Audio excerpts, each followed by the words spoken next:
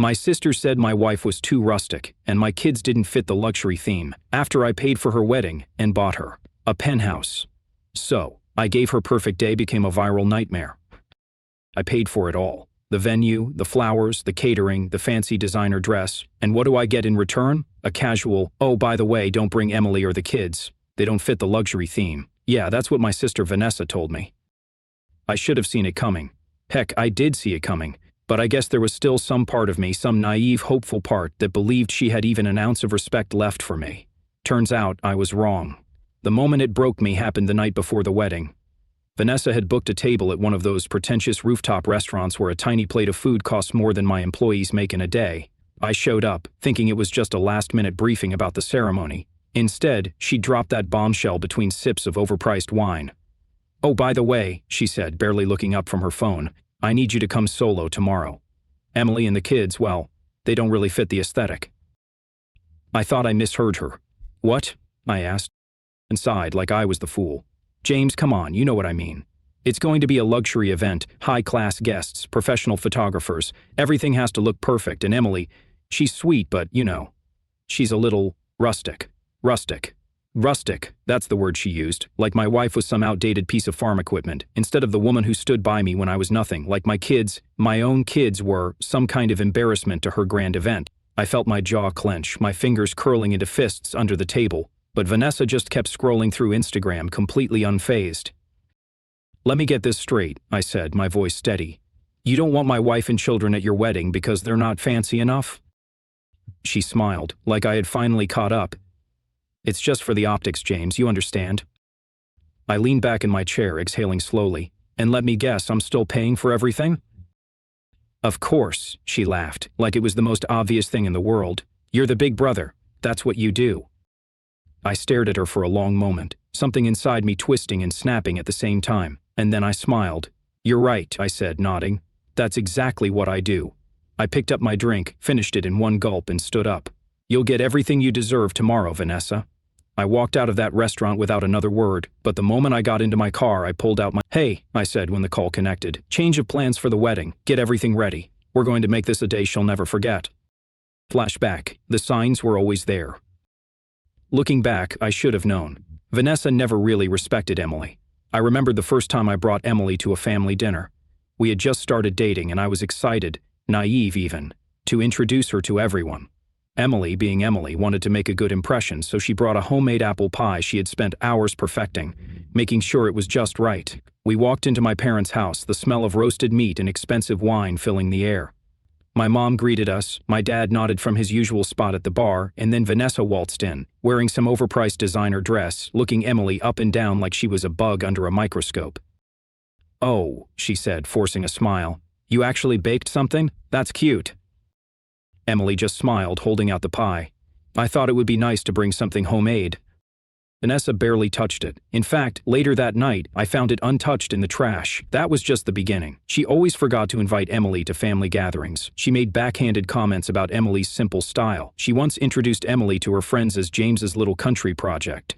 I let it slide for years, but this was telling me. My wife and kids weren't good enough for her wedding. That was the final straw. Present day.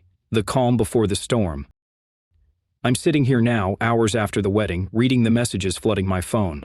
Vanessa is losing her mind, guests are confused, and the internet is having a field day. Because Vanessa wanted a perfect wedding, and I made sure she got exactly what she deserved.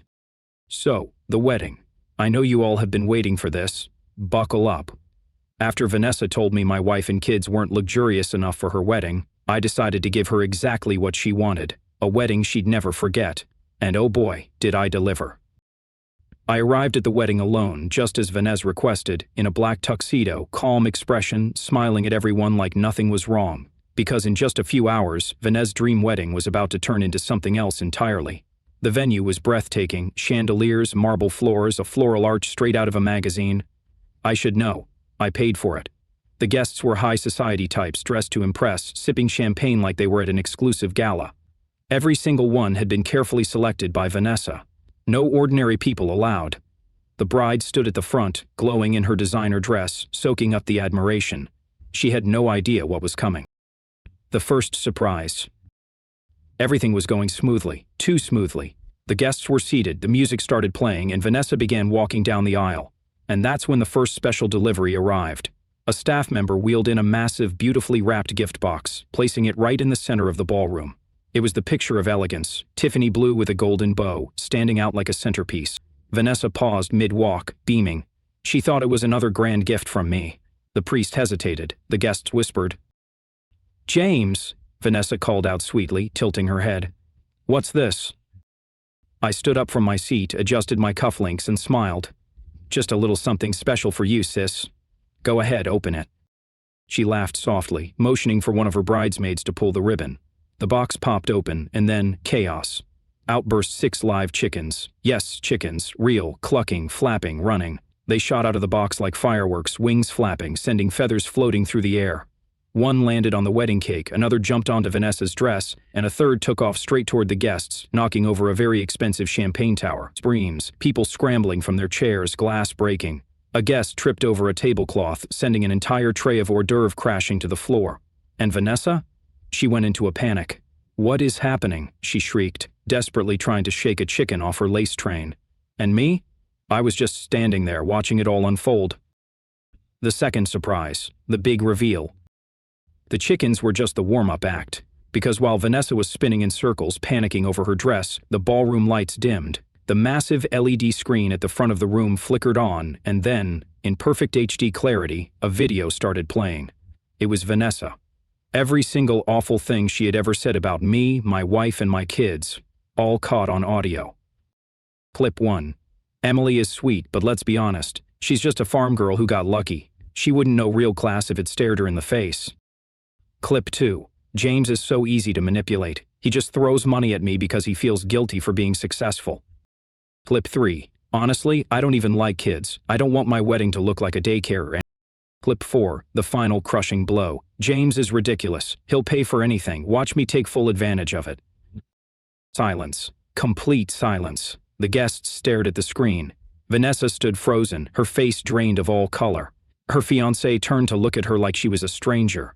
Her new in-laws murmured to each other, exchanging looks of pure disbelief. And then came the final piece of the plan, the knockout punch. Taking it all back. I picked up the mic, adjusting my suit like I was about to give a business presentation. My voice was smooth, controlled. "Vanessa, I'm so sorry you had to hear that. I mean, really. Who could have recorded those terrible timing, huh?" She spun toward me, shaking with anger. You set me up," she shrieked. I shrugged. "Set you up, Vanessa? I just played back your own words. You did this to yourself." She lunged for the mic. I stepped back. "Oh, and one more thing," I said, my voice cool and even. "That luxury apartment I bought you as a wedding gift, yeah, that's no longer yours." A legal representative stepped forward, handing her official documents. "I just transferred the deed to a non-profit that provides housing for struggling farm families. Seemed more fitting, don't you think?" Her mouth dropped open. Her fiancé's mother gasped. Her fiancé took one last look at her and walked out. Just like that, the wedding was over. The aftermath, the final scene. Security escorted Vanessa out. The guests whispered. Some recorded the entire thing, and yes, it went viral. Vanessa tried calling me, texting me, begging. I didn't answer. Instead, I took my wife and kids out for dinner somewhere warm, somewhere we were actually welcome. As we laughed over burgers and milkshakes, Liam, my 8-year-old, looked up at me. "Daddy, will Aunt Vanessa still have a wedding?" I smirked, taking a sip of my coffee. She had one, but it just wasn't the one she expected. I thought I was done, I really did. But Vanessa? She just couldn't let it go. After the wedding disaster, I ignored every call and message. My wife and I took our kids on a weekend getaway to the countryside, just fresh air, good food, and zero drama. But by the time we got back, my phone was filled with hundreds of missed calls, texts, and voicemails from Vanessa, my parents, and even some of her former in-laws. Apparently the whole thing had blown up online, and Vanessa? Oh, she wasn't taking it well. The internet never forgets. Some of the wedding guests had recorded everything, the chickens, the video, her fiancé walking out, and uploaded it to social media. Within hours, the clips had gone viral. Headlines popped up everywhere. Luxury wedding turns into absolute chaos. Bride humiliated in front of hundreds. What happened? The wedding flooded in. She really thought she could insult her brother's family and get away with it. Karma hit fast. Going to lie, the chickens were a genius move. James is the MVP for donating the apartment to actual hardworking people. Imagine losing your husband and your house in the same night. Vanessa's perfect image was destroyed. She had spent years curating this flawless high society persona, posting pictures of expensive brunches, designer clothes, and exclusive parties. But now, people were dragging her through the mud. And worst of all, her ex-fiancé's family had completely cut her off. Vanessa's downfall. I finally gave in and answered one of her calls. The second I picked up, she was hysterical. "James, fix this," she wailed. "You have to tell people it was all a joke. Say it was fake. Do something." I sighed. "Vanessa, I didn't post the videos, your guests did. Maybe you should have treated people better." "I did nothing wrong," she screamed. "You ruined my life." I rubbed my temples. "No, Vanessa, you did that yourself when you told me my wife and kids weren't good enough for you." She let out a frustrated sob. "You don't get it. My life is over. Jackson's family won't speak to me. My friends won't be seen with me. My job—" I raised an eyebrow. "Your job?" Silence, and then she muttered, "I got fired, James." I blinked. "Wait, what?" Turns out, her company didn't like the bad press. Some of her clients saw the videos and decided they didn't want to be associated with someone who openly insulted working-class families. So her boss, who had always been so proud of her classy demeanor, decided to let her go. She was completely on her own. No job, no fiancé, no apartment, no family willing to help. Vanessa Carter had officially hit rock bottom. The last straw. Mom and Dad get involved. Not even 20 minutes after hanging up with Vanessa, my parents called. I debated letting it go to voicemail, but I already knew what they wanted. I answered with a simple, "What?" "James," my mom sighed, "you've made your point. Don't you think it's time to let this go?" I actually laughed. "Let it go? You mean like how Vanessa let my wife and kids get completely disrespected?" "She's your sister," Dad chimed in, using his classic fatherly authority tone. "You need to help her. She is nothing now." "That's not my problem," I said flatly. "James, she's family," Mom snapped. "And family forgives." Oh, now they cared about family? Now that Vanessa was suffering? I took a deep breath. "All right, fine. I'll help." Mom sounded relieved. "I knew you'd do the right thing, sweetheart, thank you." "Yeah," I said, smirking. "I'll help the way Vanessa helped Emily when she needed support. I'll help the way Vanessa included my kids in her wedding. I'll help the way she respected my hard work all these years." Silence. "That's what I thought," I said and hung up. "Where is she now?" It's been 6 months since the wedding disaster. Vanessa tried to make a comeback, rebranding herself online, pretending to be some humble, changed woman after her tragic fall from grace. No one bought it. She's currently living in a small rental apartment, working a job that pays a fraction of what she used to make. Her fancy social circle? Gone. The high-end lifestyle? Over. As for me, my wife and I are doing better than ever. My kids are happy, my business is thriving, and best of all, I'm free. No more being used, no more guilt, no more toxic family dynamics. Liam asked me the other day, "Daddy, do you think Aunt Vanessa will ever come visit us?" I smiled, ruffled his hair, and said, "She made her choice, bud, and we made ours, and for the first time in years, I feel at peace." Final update. It's been a year since Vanessa's wedding, the one that turned into a complete disaster. I thought that was the last I'd hear from her, but life has a funny way of bringing things full circle, because last night she showed up at my restaurant and she looked nothing like the Vanessa I used to know. A year of karma changes a person. My business exploded after the wedding drama went viral. More people started coming to my restaurants. Turns out, people love supporting a guy who stands up for his family. We expanded to 5 new locations, including one in the heart of the city. It was my dream to open a flagship restaurant, and last night was our grand opening. My wife is thriving. She started a small organic food business, working directly with local farmers, including her parents. My kids are happier than ever, no longer treated like less than by their own family. And Vanessa? Well, she didn't exactly land on her feet. She bounced between a few low-paying jobs, but every time a new employer found out about the wedding scandal, she got let go. No one wanted to be associated with her. Her old friends abandoned her, her reputation gone, her lifestyle over. And last night, she walked into my restaurant looking like she had the weight of the world on her shoulders. Vanessa's desperate plea. I was standing at the front greeting guests when I saw her. She wasn't wearing designer clothes anymore, no more diamonds, no perfect hair, just plain jeans, a simple coat, and tired eyes. She hesitated at the entrance, then slowly walked up to me. "James," her voice was softer than I'd ever heard it. I crossed my arms. Vanessa. She looked around at the restaurant, at the packed tables, the elegant decor. The place was buzzing with energy. This was my success, something I built, and for the first time in her life, I think she actually saw it. "Can we talk?" she asked. I studied her face. A year ago, I would have laughed in her face, but now, I just felt indifferent. "Fine," I said, leading her to a quieter corner. She took a deep breath. "James, I messed up. I know that now." I said nothing, just waited. I lost everything, my job, my reputation, my friends. Jackson won't even speak to me. Mom and Dad, they can't help me. She swallowed hard. "I need a fresh start, and I was hoping—" She hesitated, then said it. "I was hoping you could give me a job."